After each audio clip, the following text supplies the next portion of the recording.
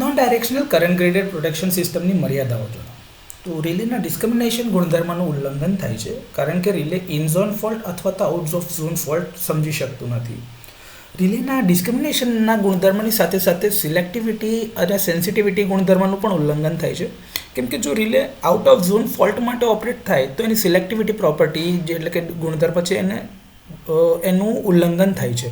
કેમ કે selectivity property એવું કહે છે કે રિલે પોતાના ઝોનના ફોલ્ટ માટે જ ઓપરેટ થવાનું છે, તો આ ગુણધર્મનું પણ ઉલ્લંઘન થાય છે. રિલેની ચોકસાઈ ઉપર પણ પ્રતિકૂળ અસર થાય છે કારણ કે રિલે ઝોનની બહારના ફોલ્ટ એટલે કે ખામી માટે કાર્ય કરે છે.